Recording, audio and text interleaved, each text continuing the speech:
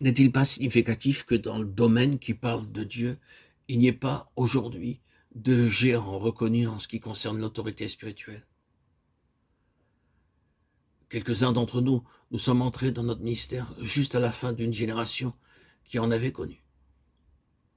Nous ne mentionnerons pas de nom, mais il y a eu sur notre terre pendant plus d'une génération un grand nombre de docteurs de la Bible, Dieu pionniers, missionnaires et de puissants prédicateurs. Il y en eut une brillante lignée, et leur œuvre subsiste encore aujourd'hui. Mais nous avons vu les derniers d'entre eux sortir de cette scène, et ils ont peu, s'ils en ont, de successeurs. Il nous arrive parfois de crier à Dieu afin qu'il suscite des hommes qui puissent répondre aux besoins spirituels actuels. Pourquoi en est-il ainsi? Ne serait-ce pas qu'en ce moment où Satan introduit si manifestement son antichrist dans cette ligne de la puissance et de la gloire de l'homme, Dieu dans son dessein tienne l'homme caché, en général dans la faiblesse, parce qu'il va faire paraître son homme avec sa gloire céleste. La dictature ne serait-elle pas un des signes les plus puissants des temps?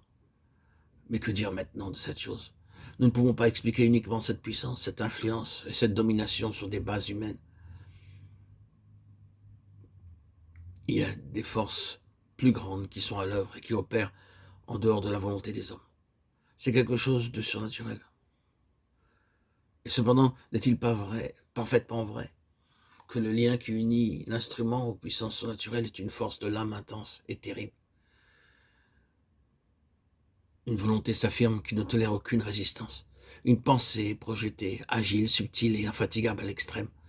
Une force d'émotion se répand comme une vague de marée, emportant tout devant elle, et crée dans les êtres un délire impossible à contrôler. Ah, oui, c'est la démonstration achevée de cet égoïsme, de ce moi qui s'est jadis emparé des choses de Dieu et a rejeté son Fils hors de ce monde. Tout cela à l'accompagnement de la pompe qui fait de l'homme son propre objet de gloire et presque d'adoration. Cela n'est-il pas suffisant pour inspirer aux chrétiens une sainte crainte à l'égard de tout ce qui pourrait leur donner de la valeur aux yeux des hommes? Mais voici l'homme, Jean 19,5. Comment le gouvernement de ce monde a-t-il été assuré en lui? Car il l'a été. Nous trouvons la réponse dans les Écritures, les mêmes sentiments que Jésus-Christ a eu. Lui qui est en forme de Dieu n'a pas voulu se prévaloir de son égalité avec Dieu, mais s'est anéanti lui-même, prenant la forme d'un serviteur et devenant semblable aux hommes. Ayant paru comme un simple homme, il s'est abaissé lui-même, se rendant obéissant jusqu'à la mort, même jusqu'à la mort de la croix. C'est pourquoi aussi Dieu l'a souverainement élevé et lui a donné le nom qui est au-dessus de tout nom, afin qu'au nom de Jésus, tout genou fléchisse dans les cieux, sur la terre et sous la terre, et que toute langue confesse que Jésus-Christ est le Seigneur à la gloire de Dieu le Père. Philippiens 2, 5, 11. Ainsi, ce qui compte devant Dieu et dans son œuvre, ce ne sont pas les connaissances, les succès ou les capacités de l'homme, mais simplement la mesure de Christ en lui.